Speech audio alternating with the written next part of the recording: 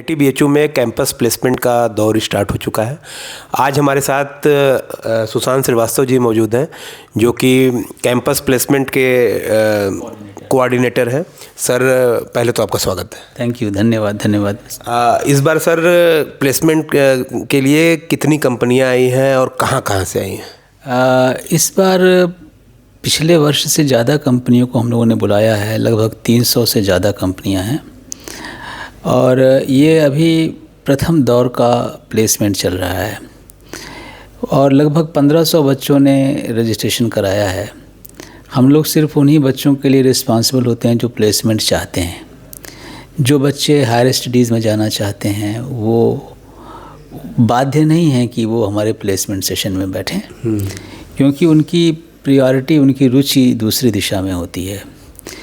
और पिछले वर्ष ये जो प्लेसमेंट का जो डाटा होता है ये हमको गवर्नमेंट ऑफ इंडिया में भेजना पड़ता है और ये NIRF की रैंकिंग में एक बहुत बड़ा रोल प्ले करता है।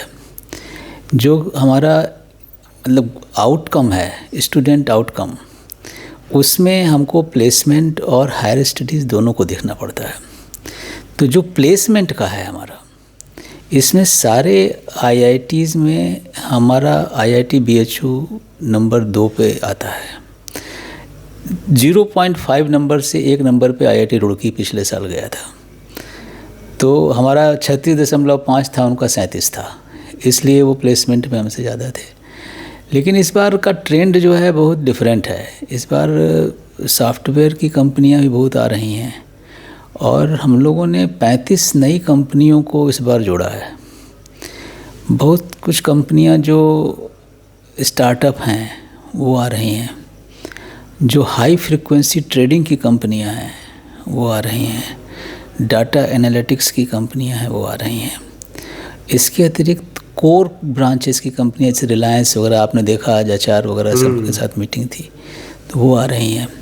और हमारे बच्चों में मतलब कि जो हम लोग की ट्रेनिंग है ना, तो बच्चे नए ढंग से अपना इमेजिनेशन करते हैं, नए ढंग से चीज़ों का डिज़ाइन करते हैं और आने वाले समय में अपने टेक्नोलॉजिकल एडवांसमेंट से अपने आप को इस वैश्विक जगत में प्रूव करने की योग्यता रखते हैं। जो आने वाला ग्लोबलाइजेशन का दूसरा दौर है, उसके लिए हमारे बच्चे प्रिपेयर्ड हैं। तो वर्तमान के दौर को भी हिट करते हुए आने वाले दौर के जो चैलेंजेस हैं उनके बारे में भी अगर आपको थोड़ी भी जानकारी हो, जैसे आर्टिफिशियल इंटेलिजेंस और मशीन लर्निंग का जो फील्ड है, इसमें भी बच्चे हमारे बहुत आगे का अच्छा काम कर रहे हैं। इसलिए जो कंपनीज़ हैं उनका इंक्लिनेशन IIT BHU की तरफ बहुत ज़्यादा है और कंपनी भी चाहती है कि हम किसी बच्चे को अगर सेलेक्ट करें तो वो हमारे कंपनी में रहे, क्योंकि 1 साल तो उसको सब ट्रेनिंग ही देते हैं कि उनकी क्या रिक्वायरमेंट है, कैसे काम करना है। तो उसके बाद फिर हमारे बच्चे जब रुक के काम करते हैं तो उससे हमारे इंस्टीट्यूट की क्रेडिबिलिटी बढ़ती है। और इन सब चीज़ों के अतिरिक्त जो सबसे महत्वपूर्ण बात है वो हमारे निदेशक महोदय का विज़न है। हमारे निदेशक महोदय ने एकेडमी का मतलब एकेडमिक्स का इंडस्ट्रीज़ के साथ टाई अप करने के लिए, उनका मानना है कि बच्चा जितना समय अपना इंडस्ट्री में खर्च करेगा वो उतना ही ज़्यादा उसके लिए समायोजित होगा। तो एक हम लोगों का ये भी प्रपोज़ल है कि हम लोग जो समर इंटर्नशिप 2 महीने की होती है तो उसको हम पूरा 6 महीने की इंटर्नशिप कर दें और बच्चा इंडस्ट्री में 6 महीना रहे और 6 महीने में वो इंडस्ट्री के इन्वायरमेंट से परिचित हो और उसके बाद जब वो परिचित हो जाएगा तो उसको वहीं पे प्री प्लेसमेंट ऑफ़र मिल जाएगा।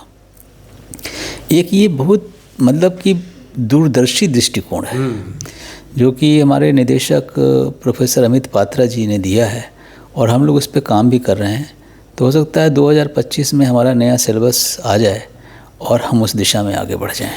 1 स्टूडेंट 1 जॉब इस बार ये हो रहा है, तो इसके बारे में थोड़ा बताइए। हाँ, ये एक्चुअली होता क्या है कि हम जैसे 300 कंपनियां आई हैं तो हम हर स्टूडेंट को कहते हैं कि भाई तुम कम से कम 50 कंपनियों में अपना प्रोफाइल डाल सकते हो।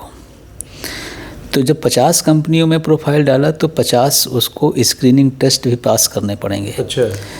तो मान लीजिए गूगल जैसी कंपनी है, उसने कहा कि हमको 50 बच्चों को आपके यहाँ से लेना है, तो गूगल में जो बिलिंगनेस है वो मान लीजिए 800 बच्चों ने दी, तो वो 800 बच्चों को तो इंटरव्यू लेगा नहीं वो, तो 800 बच्चों को स्क्रीन करता है। तो स्क्रीन करने के बाद फिर मान लीजिए उन्होंने 100 बच्चों या 150 बच्चों को शॉर्ट लिस्ट किया और फिर वो 10 पैनल के साथ आएंगे और उस 100 बच्चों का इंटरव्यू लेंगे, उसमें से 50 बच्चों की अपनी रिक्वायरमेंट ले लेंगे। तो इस प्रकार से जो 50 बच्चे चले गए गूगल में, वो फिर अब प्लेसमेंट के सेशन से बाहर हो गए। तो वो एक student one job one student की जो पॉलिसी है वो वहाँ पे इम्प्लीमेंट हो गई। अच्छा। फिर अब वो दूसरी इंडस्ट्री देते हैं। और पिछले साल समझ लीजिए बीटेक का जो हमारा प्लेसमेंट रिकॉर्ड था वो 88% था। केवल 12% इसलिए नहीं था क्योंकि कुछ बच्चे हायर स्टडीज़ में जाते हैं, कुछ एडमिनिस्ट्रेशन में जाना चाहते हैं, कुछ कंपटीशन की तैयारी करते हैं, तो लास्ट में वो अपना माइंड सेट बदल लेते हैं। तो अब चूँकि रजिस्ट्रेशन है इसलिए हमें बोलना पड़ेगा। नहीं तो हमारा प्लेसमेंट पिछले साल भी अच्छा था, इस साल और अच्छा होने की संभावना है। हाईएस्ट कितना गया इस बार पैकेज? हाईएस्ट तो मैंने पहले भी बताया है कि 1.65 करोड़ का है। और बच्चे कई कंपनियों में जाते हैं कि हम उन बच्चों का ना डिसिप्लिन बता सकते हैं, आपको ना नाम बता सकते हैं, क्योंकि थोड़ी हमको उसको थोड़ा सा हमको एक हमारी ऑल इंडिया प्लेसमेंट काउंसिल है, AIPC कहते हैं, तो उसका कुछ शर्तें हैं, कुछ नियम हैं कि आप बच्चों के नाम डिस्क्लोज़ ना करें, क्योंकि सोशल सिक्योरिटी का भी थोड़ा सा इशू रहता है। तो हमारे यहाँ अच्छा परफॉर्मेंस जाता है और इस बार का एवरेज हमारा समझ लीजिए 35 लाख का है। 35 लाख? हाँ। और हाईएस्ट पैकेज तो मैंने बताया 1.65 करोड़ का है। 1.65? हाँ। तो ये तो काफ़ी IIT का काफ़ी अच्छा वो चल रहा है।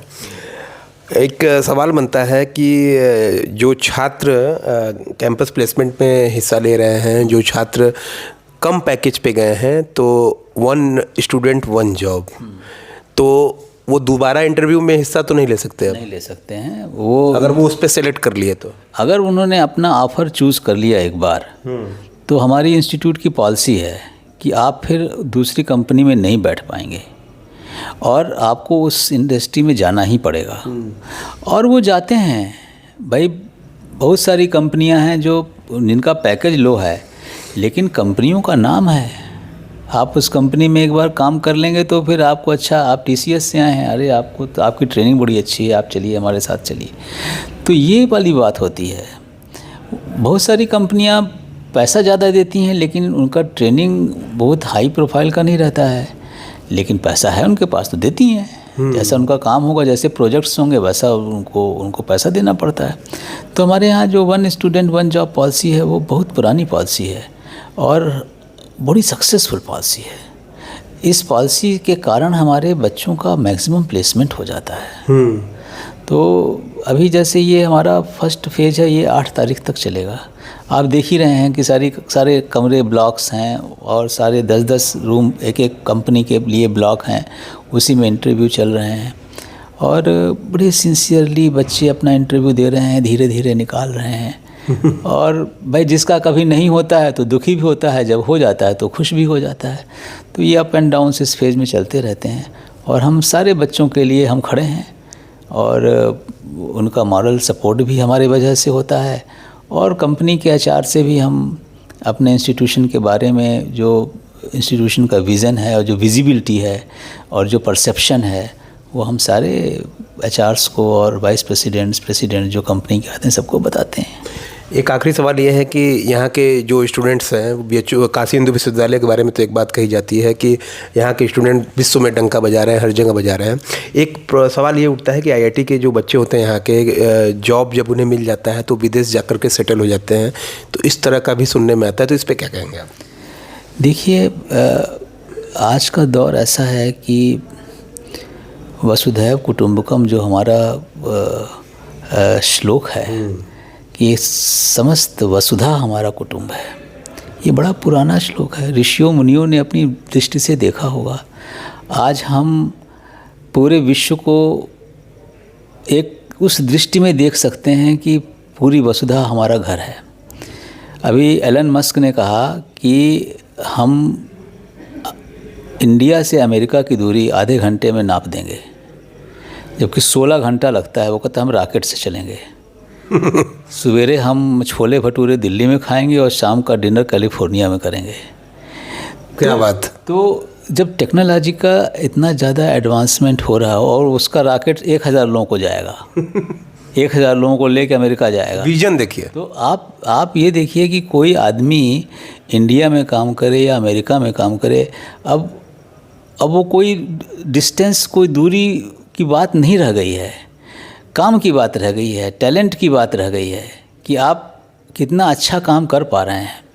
और हमारे जो विदेशी भूमि में जो हमारे एलुमनी हैं वो अपने मदरलैंड का बहुत ख्याल करते हैं। आप समझ लीजिए हमारे अमित पात्रा जी के समय में भी इतना डोनेशन उन्होंने दिया है अभी भी कि हम आपको बता नहीं सकते, क्योंकि ये बात सकारात्मक पक्ष आप बता ये हाँ, बात जो क्योंकि ट्रोलर्स तो ट्रोल करते हैं, पढ़ाई हमारे यहाँ सब कुछ भारत में किया और बाहर जाके सेटल हो गए, लेकिन आप जो बता रहे हैं काफ़ी सकारात्मक पक्ष बता रहे हैं। हाँ, तो ये मतलब कि हमारे डीन एलुमनी से कभी आप पूछिएगा कि कितना डोनेशन आ रहा है। वो मतलब कि आते हैं और कुछ दे के जाते हैं। एक हमारे यहाँ जो लाइब्रेरी है हमारी, उसने तो मतलब पूरी लाइब्रेरी के लिए ही धन दे दिया। अब हम नाम नहीं इसलिए बता सकते क्योंकि ये हमारे डीन एलुमनी आपको सब बताएंगे, क्योंकि वही उसके मुख्य रूप से करता धरता है।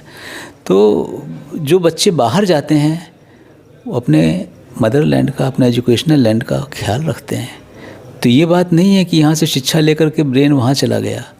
ब्रेन जा कर के यहाँ के बच्चों को अपनी ओर आकर्षित भी करता है और वापस यहाँ पे सर्व करने का मौका देता है। अभी जैसे हमारे प्रधानमंत्री जी कह रहे हैं मेड इन इंडिया, तो और स्टार्टअप खोलो, मैन्युफैक्चरिंग हब बनाओ, सारी कंपनियाँ आएँ यहाँ पे अपना अपना मैन्युफैक्चरिंग सेंटर खोलें। तो आपको सबको चाहा कि हमारा पड़ोस भी अच्छा हो, हमारा जो मित्र हो वो भी अच्छा हो, प्रॉस्परस हो, और इसलिए हमारी सभ्यता और संस्कृति दोनों हमारे ज्ञान और विज्ञान को पोषित करती है। तकनीक के साथ साथ आप ज्ञान, अध्यात्म को भी लेके चल रहे हैं। बहुत ज़्यादा ये हिंदुस्तान का यही कल्चर है, यही फिलॉसफी है, यही दर्शन है कि हमारे यहाँ विज्ञान और अध्यात्म साथ में चलते हैं। हमारे यहाँ विज्ञान और कला साथ में चलती है। कला जो होती है वो हृदय से निकलती है, विज्ञान तो दिमाग से निकलता है।